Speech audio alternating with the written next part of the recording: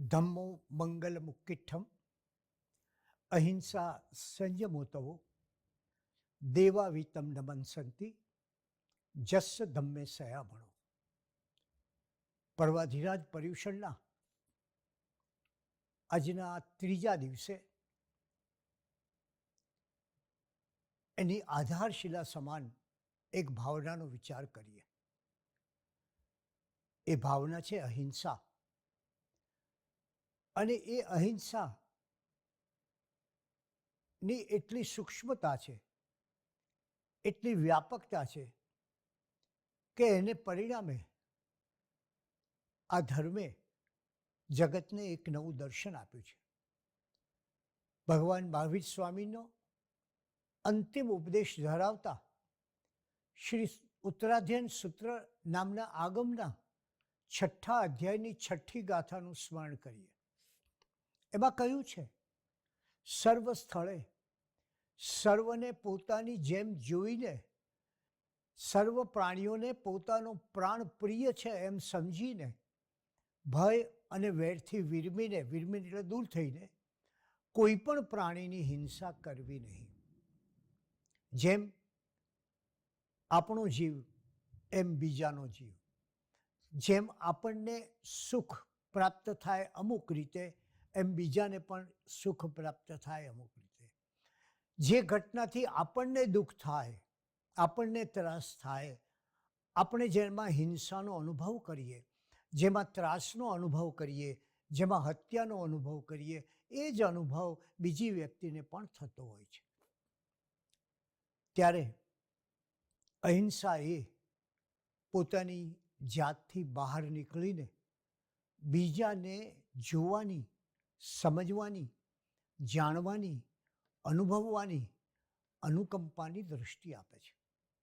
અને માટે જૈન ધર્મમાં બીજા બધા દાનોની વાત થાય, વસ્ત્રદાન હોય કે અન્ય દાન હોય, પણ સૌથી મોટું દાન એ તો અભયદાન છે.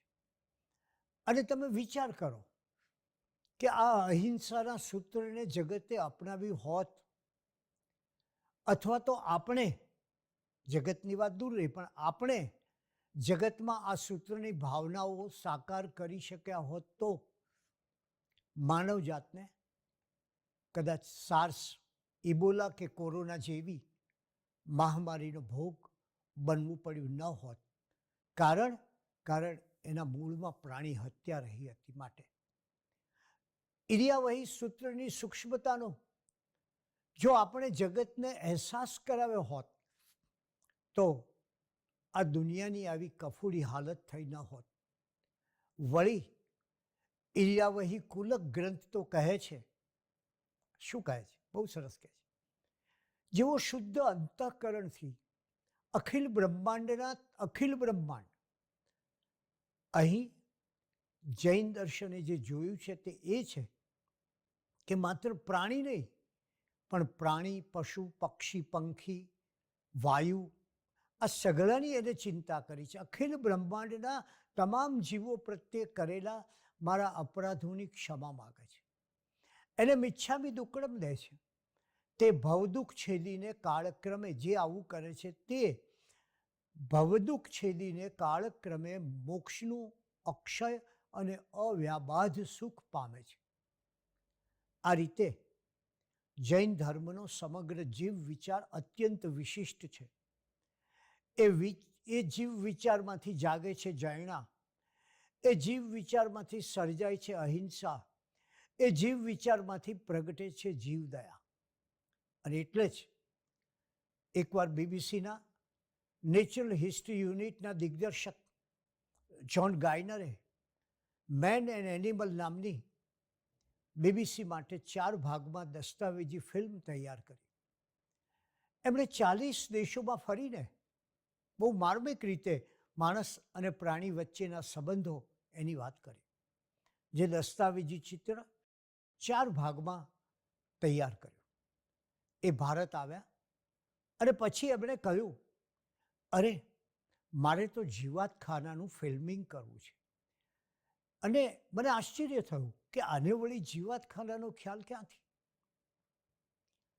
હું જાણતો હતો કે શહેનશાહ અકબરે જૈનોને આપેલા ફરમાનમાં આ જૈન કોમનો જીવાતખાનાવાળી કોમ તરીકે ઉલ્લેખ કર્યો છે. એને કહ્યું, અને એ જીવાતખાનું શું? એ જીવાતખાનું એટલે ઘરમાં લોટ ચાળવામાં આવે કે ઘરમાંથી કચરો વાળવામાં આવે ત્યારે જે નાના નાના જંતુ ભેગા થાય તે જીવાતખાનામાં જઈને નાખવામાં આવતા. આ જીવાતખાનું એક ઠંડી જગાએ, ક્યારેક કોઈ ભોયરામાં હોય અને ત્યાં જંતુઓ માટે લોટ રાખવામાં આવ્યો હોય. હવે સવાલ એ જાગ્યો મારે કે અમદાવાદમાં વળી આવું જીવાતખાનું મળે ક્યાંથી? પણ માંડ અમદાવાદમાં એક સ્થળે જીવાતખાનું હતું, એનું ફિલ્મિંગ થયું. પણ સૌથી મહત્વની બાબત એ કે આ ધર્મે નાનામાં નાના સૂક્ષ્મમાં સૂક્ષ્મ જંતુની કેટલી ચિંતા કરી છે. આજે જગત આખું યુદ્ધના ઓથારો હેઠળ જીવે છે. આજે વિશ્વમાં ક્યારે વિશ્વયુદ્ધ થઈ જશે એની દહેશત આપણે સૌ કોઈ અનુભવીએ છીએ. અને ત્યારે જો આ જગતે આ નાનામાં નાના જંતુની ખેવના કરી હોત તો એણે માણસને મારીને આવા યુદ્ધ કરવાના વિચારો જાગ્યા ન હોત.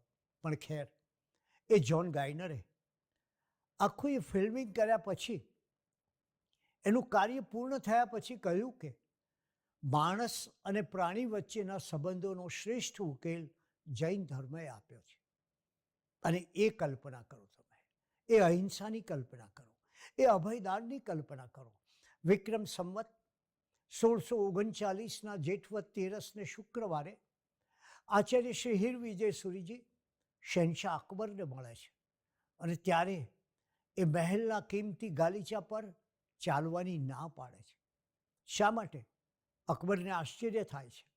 એના શાહજાદાઓ પણ વિચારમાં પડે છે કે શા માટે આ મહેલના ગાલીચા પર ચાલવાની ના પાડે છે. ત્યારે આચાર્ય હીર વિજય સુરીજી કહે છે કે કદાચ એની નીચે, આ ગાલીચાની નીચે જીવજંતુ હોય તો શું થાય? અને ખરેખર શહેનશાહ અકબર કહે છે, અરે આ રાજદરબારમાં તો ઘણી સફાઈ સતત થતી હોય છે, પણ ગાલીચા ઊંચા કર્યા અને જોયું તો એમાં જીવાત હતી. શહેનશાહ અકબર આશ્ચર્ય પામ્યો. એણે વિચાર્યું કે 60 વર્ષની વયે છેક ગુજરાતના ગંધારથી પાદવિહાર કરીને આવેલા, ક્યાં આવ્યા? ફતેપુર સિકરીમાં. આચાર્યશ્રીને શહેનશાહ અકબરે આદરપૂર્વક સુવર્ણ અને રજત, સોના અને ચાંદી સ્વીકારવાનું કહ્યું. ત્યારે આચાર્યશ્રીએ કહ્યું કે જૈન સાધુ આવું સ્વીકારી શકે નહીં. પણ જો તારે આપવું જ હોય તો હું આ તારા નગરમાંથી આવ્યો ત્યારે અનેક ઘરના બહાર રહેલા પાંજરાઓમાં પંખીઓને કેદ કરવામાં આવ્યા હતા. એને મુક્ત કર. હું આવ્યો ત્યારે મેં જોયું કે આ નગરના સૌથી મોટા તળાવ, 12 કોષના વિશાળ તળાવમાં, જેનું નામ છે ડાબર, એમાં હજારો જાળો નાખીને માછીમારી ચાલતી હતી, તે બંધ કર. અને એથી વધારે તારી ઈચ્છા હોય તો પર્વાધિરાજ પર્યુષણના દિવસોમાં કોઈ પણ માનવી કોઈ પણ પ્રકારની હિંસા ન કરે તેવું ફરમાન કર. મારે તમને આ કહેવું છે કે આ છે જૈન ધર્મના જીવ વિચારનું સક્રિય રૂપ. અને એ સક્રિય રૂપને પરિણામે શહેનશાહ અકબર તો એમ કહે છે કે 8 દિવસ પર્યુષણના તમારા અને 4 દિવસ મારા, એમ મારા સમગ્ર રાજ્યમાં, આ વિશાળ સામ્રાજ્યમાં અહિંસાનું પાલન થશે. આ પર્વના સમયે કોઈ હત્યા નહીં થાય. યાદ કરો, તમે કલિકાલ સર્વજ્ઞ હેમચંદ્રાચાર્યના સમયમાં સમ્રાટ કુમારપાળે કરેલી અમારી ઘોષણાને યાદ કરો. અને આજે આપણે જાણીએ છીએ કે હિંસાનો પ્રચાર સતત વધી રહ્યો છે. એ ભૂલવું ન જોઈએ કે પહેલાં માણસના મનમાં હિંસા જાગે છે અને પછી એ હિંસા એના કાર્યમાં પરિણત થાય છે. જો મનમાં જાગતી હિંસા જ અસ્થાને હોય, સ્થાન ન પામે, તો પછી કાર્યમાં તો ક્યાંથી હિંસા આવે? આજે આપણે ચોતરફ હિંસાનો પ્રચાર જોઈ રહ્યા છીએ. એ આહારમાં હોય, સૌંદર્ય પ્રસાધનોમાં હોય, મનોરંજનોમાં હોય, વૈજ્ઞાનિક પ્રયોગોમાં હોય, આ ચોતરફ હિંસા ચાલે છે. ત્યારે હકીકતમાં અહિંસા એ કોઈ નેગેટિવ ખ્યાલ નથી, એ પોઝિટિવ ખ્યાલ છે. અને એ કોઈ માત્ર એક આચરણની બાબત નથી, પણ માણસના સમગ્ર જીવન સમગ્રને આચાર આપતી જીવનશૈલી છે. અને જો એ અહિંસા ચાલી જશે તો જીવનમાંથી, માણસના જીવનમાંથી સંવેદના, સમભાવ અને સમાનતા દૂર થશે. જીવો પ્રત્યે માત્ર ભાવના કે લાગણીથી નહીં, પણ સક્રિય રીતે એમની ખેવણા, જયણા, ચિંતા અને જાળવણી કરવાનું જૈન ધર્મ કહે છે. અને એક સમય તો કેવો હતો કે ભાઈ પશુ પક્ષીઓની ચિંતા કરવામાં આવતી હતી. એ સમયે કૂતરાઓ માટે રોટલા ઘર રાખવામાં આવતું. ગામડામાં ગાય અને કૂતરાને ખાવા માટે દરેક ગલીમાં ચાટ રાખવામાં આવતી. અને ઘરની પહેલી રોટલી એ ગાય કે કૂતરાને ખાવા માટે રખાતી, અને ઘરની વધેલી રસોઈ પેલા ચાટમાં નખાતી. અને કીડીનું દર હોય ત્યાં લોટથી કીડિયારું ભરાવતા હતા. તળાવમાં માછલીને લોટની ગોળી આપતા હતા. અને તળાવ સુકાઈ જાય તેવું હોય તો પાણીનું ટેન્કર રખાવતા હતા, જેથી તળાવના માછલાઓ મરી ન જાય. અને એથી વિશેષ એક સમયે ઘરના મકાનની બહારના ભાગમાં ઊંચી નાની બખોલ રાખવામાં આવતી, જેમાં પોપટ, ચકલી, કાબર વગેરે પંખી માળો બાંધીને રહી શકે અને એને કૂતરા કે બિલાડાનો ભય રહે નહીં. એ જ રીતે પાણી ગાળીને એમાં ચૂનો રાખવામાં આવતો, જેથી એમાં કપડું ધોવામાં આવતું, જેથી જીવો મરી ન જાય. પચ્ચખાણ, અપરિગ્રહ જેવી ઘણી બાબતો અંતે તો જીવો માટેની સક્રિય અહિંસાનું જ એક સોપાન છે.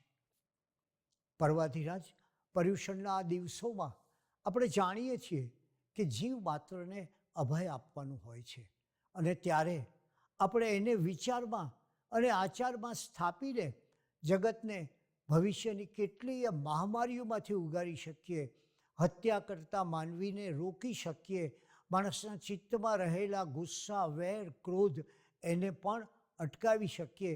અને માટે આજે સૌથી વધુ જરૂર હોય તો હિંસાની ટોચ પર રહેલા અને આતંકના વિશ્વવ્યાપી ભયના ઓથાર હેઠળ જીવતા આ જગતને અહિંસાની જરૂર છે.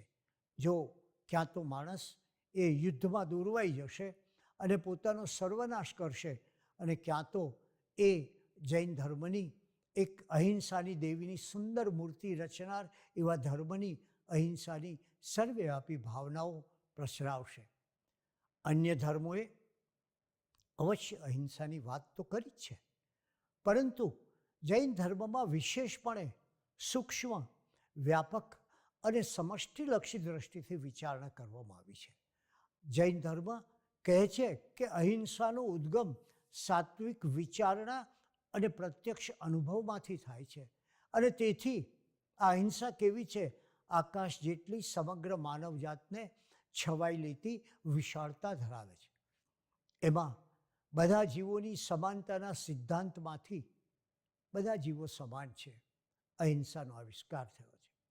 અને એવી જ રીતે એનો બીજો ભાવ શું છે તો એ પણ જોઈએ. એનો બીજો ભાવ એ છે કે સર્વ જીવ જીવવા ઈચ્છે છે, કોઈને મરવું ગમતું નથી, સહુ કોઈ સુખ ઈચ્છે છે, કોઈ દુઃખ ઈચ્છતું નથી. એ મૂળભૂત ભાવના છે. હિંસા કરવાના વિચારથી જ કર્મબંધ થાય છે. અને આથી જૈન ધર્મમાં હિંસા અને અહિંસા એનો આધાર શેના ઉપર છે? કર્તાના ભાવ પર છે. એક હત્યારાના હાથમાં પણ ચપ્પુ હોય અને એક ડૉક્ટરના હાથમાં હોય તો એની બંને વચ્ચે જે ભેદ છે એ ભાવનો ભેદ છે. જ્યાં પ્રમાદ છે ત્યાં નિત્ય હિંસા છે. અને અસત્ય વાણી અને દુર્વર્તન એ પણ હિંસા છે. બીજાને આઘાત આપવો, એથી આગળ વધીને હિંસાના સ્વરૂપોનો જરા વિચાર કરીએ. અન્યનું શોષણ કરવું અને ભ્રષ્ટાચાર કરવો એ પણ હિંસા છે. આ અહિંસામાંથી જ આ અહિંસા ધર્મ એ માટે કહેવાયો કે એમાંથી જ સત્ય, અસ્તેય, બ્રહ્મચર્ય અને પ્રગટે છે. અને એટલે જ ભગવાન મહાવીરે એને પરમ ધર્મ કહ્યો છે. અને હિંસાને, અહિંસા શું કરે છે? તો જુઓ, બધા પાપ અને દુઃખનું મૂળ કયું છે? એ અહિંસા એ માત્ર માનવ સુધી સીમિત નથી, પણ પ્રાણી માત્રને આવરી લે છે. સર્વ જીવને એ સમાન ગણે છે ને એના પર આદર રાખે છે. કારણ જે પ્રાણી પ્રત્યે ક્રૂર થાય તે માનવ પ્રત્યે પણ ક્રૂર થઈ શકાય. વળી ક્રૂરતા, માણસ ક્રૂર બની અને કોઈને હત્યા કરે ત્યારે, વળી ક્રૂરતા એ માત્ર બાહ્ય આચરણ નથી, પરંતુ આંતરિક દુર્વૃત્તિ છે. સમજો, બાહ્ય આચરણ નથી, પણ અંદરની દુર્વૃત્તિનું પ્રગટીકરણ છે. જેના હૃદયમાં ક્રૂરતા હોય, તે પ્રાણી હોય કે મનુષ્ય હોય, એ સહુ પ્રત્યે ક્રૂર વર્તન કરશે. અને જેના હૃદયમાં કરુણા હશે, તે બધા પ્રાણી પ્રત્યે અનુકંપાપૂર્ણ વર્તન કરશે.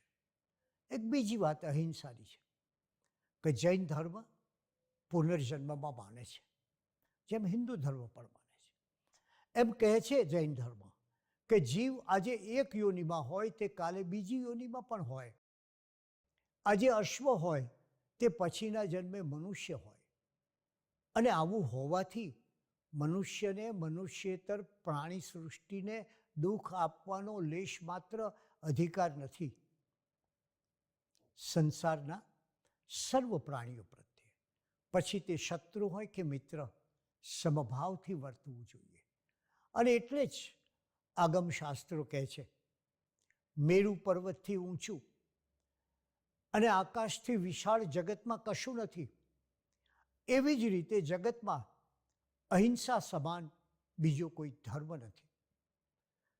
આ અહિંસા એ માત્ર બાહ્ય આચાર નથી, પણ સમગ્ર જીવનને ઘાટ આપતી જીવનશૈલી છે. અને એથી જ એના સૌથી પ્રાચીન ગ્રંથ, સૌથી જૂના આગમ, પ્રથમ આગમ શ્રી આચારાંગ સૂત્રમાં કહેવાયું છે, કોઈ પણ પ્રાણી, જીવ કે સત્વની હિંસા ન કરવી એ શુદ્ધ, એ ખરેખરો, એ શુદ્ધ, નિત્ય, હંમેશનો, એ શુદ્ધ, નિત્ય અને શાશ્વત, સદાકાળ રહેનારો ધર્મ છે. આ આચારાંગ સૂત્રમાં પ્રથમ આગમમાં, એના પ્રથમ અધ્યાયમાં જ હિંસાના કારણો અને સાધનોનો વિવેક બતાવ્યો છે. યાદ કરીએ આચાર્ય શ્રી ઉમા સ્વાતીજીને. તત્વાર્થ સૂત્ર જેવો મહાન શાસ્ત્ર ગ્રંથ આપણને પ્રાપ્ત થયો. અને એનું પહેલું સૂત્ર છે, પરસ્પરોપગ્રહો જીવાનામ, અર્થાત જીવોનું જીવન એકબીજાના સહકારથી ચાલી શકે. અને એટલે જ આ અહિંસા એ માનવીથી પણ વિશેષ પ્રાણી માત્રને અને સમગ્ર સૃષ્ટિને આવરી લે છે.